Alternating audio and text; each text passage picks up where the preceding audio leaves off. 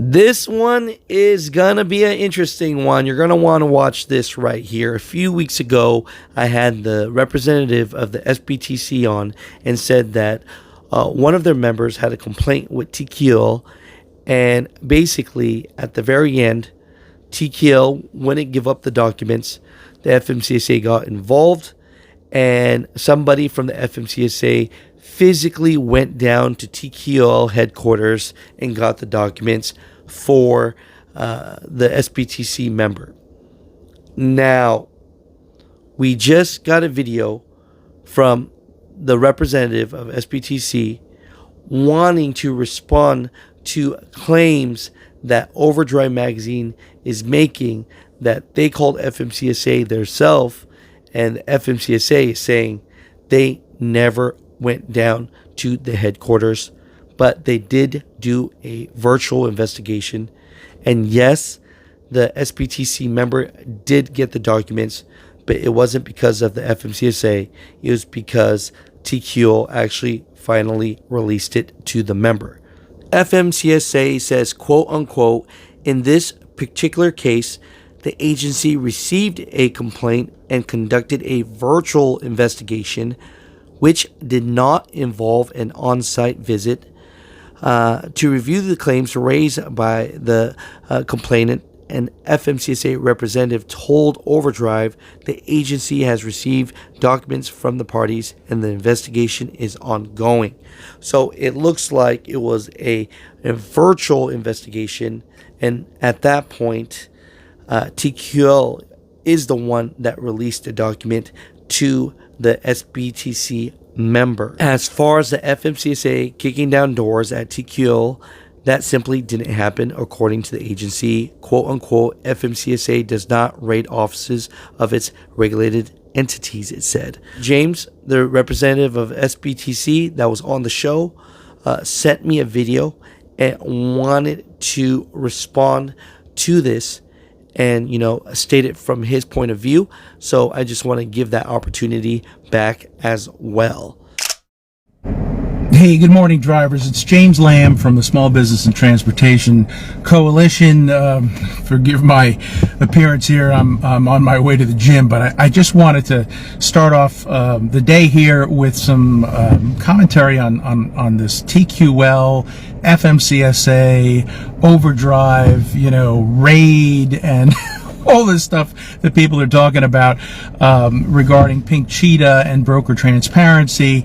I don't even know where to start with this, but we got to clear some things up. So a few days back, maybe about a couple of weeks ago, I went on Alex's program on Mutha Trucker and talked about how my understanding was that FMCSA had gone into TQL and had seized documents from TQL in reference to documents that they were withholding from our member, SBTC member, Pink Cheetah Express, Dakota Springfields, who had complained to FMCSA. And I want to clear a few things up. Okay, first of all, the SBTC represented through Lawrence Sochi, our attorney, Miss Springfields, in this FMCSA complaint.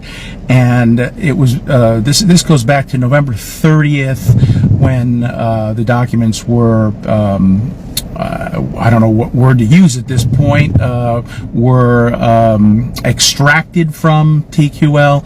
And so that was like on a Thursday. The whole thing starts on a Monday, right, where TQL had apparently been obstructing the FMCSA's attempts to get documents over the phone. In fact, I think Monday was the day that Pink Cheetah put in a actual complaint through the database. She had previously written to the secretary on October 31st, which we had helped her with pursuant to certain statutes that then triggered certain things. And so the bottom line was that they required that she put in the complaint a second time into their database. And so that Monday she did that. That Tuesday, the FMCSA transportation specialist, some people call them the investigator, but technically not part of the investigative unit. That's Tom Frazier's, department, but a transportation specialist named, I believe it was Newcomb, Nelson Newcomb, I think it was, wound up then starting his review, I guess you would call it. Some people say he called it an investigation, but bottom line is that he calls TQL, according to our attorney Lawrence Sochi, and TQL obstructs, and they say no. And then he calls again, that's on Tuesday, and then on Wednesday he calls again.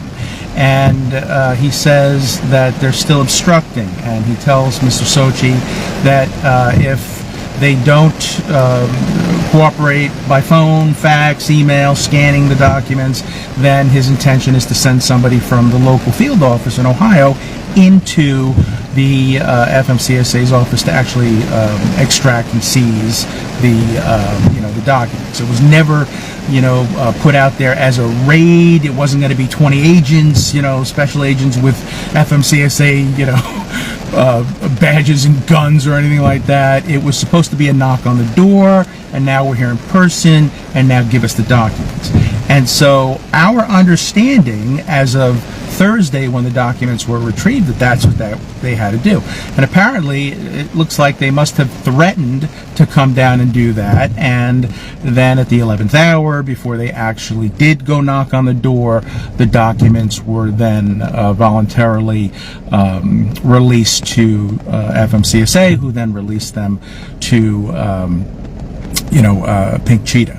So was there a visit? It appears now that there was not, although at the time we did the Mutha Trucker video, it appeared that in good faith we were able to say that that's what our understanding was that happened. So you should know that that's the background of this. And people are reading Overdrive, Alex Lockheed's article, which is just spinning this as Pink Cheetah is lying and, that she did something wrong. She's the first person to actually get, FMCSA to enforce 371.3, and everybody, including trucker magazines, should be applauding that, including trucker advocates like Kevin Rutherford, all these people who are just bashing this poor woman who did the right thing and has now set a precedent.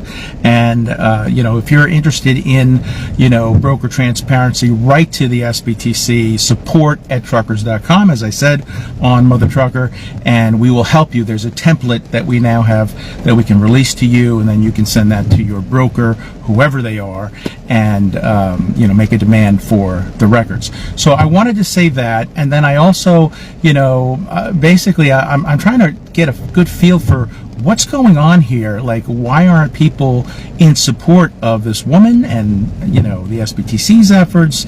We were the first ones to put in a petition for broker transparency back in May of 2020. And of course, that's scheduled to actually be commence now, the rulemaking in 2024. OIDA followed us 10 days later, right? TIA tried to stop it, and they failed, and they were denied by FMCSA in terms of repealing the rule. So all of this is good stuff, and it's all based on SBTC action, OIDA following in our footsteps, broker transparency being demanded by one particular broker, and now there's a whole new paradigm here.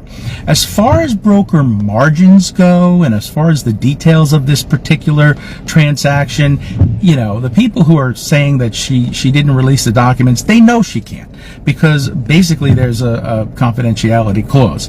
And although there's a question about whether that confidentiality clause is even legal at this point, because there's a law that says that contracts that are made in furtherance of unreasonable restraint of trade are declared illegal under the Sherman Act, Antitrust Act. She has a JD degree, as a lawyer, and she knows not to violate that, that confidentiality clause. And anyone who wants the documents can now get them from FMCSA by writing to the FOIA unit. And we've published online, what the complaint ID is, in case you want to reference that, and put in a FOIA request, FOIA2 at SBOT.gov is who you write to, referencing the November 30th, extraction of these documents that were, we believe, being improperly held by TQL from Pink Cheetah Express. So there's a way to get this, and calculate it yourself. 56% is what she was paid in terms of what the shipper paid the broker, TQL. People are then doing the math and saying, well, that means the broker kept 44%. That's not necessarily true either, because there was a lumper involved. There was some, calculations that had to do with all sorts of other accessorial, fees. So you may have seen, another number of 47%. But the bottom line is that what we can state affirmatively, based on the documentation, that she got, is that she received 56%. Okay. And, regardless of whether it was 44% that the broker made or 40% or 35%, it's not the 12% that Voltman said in 2020 that brokers average in terms of their margins. The last point on that is there's a lot of analysis. DAT is, getting involved in this. DAT.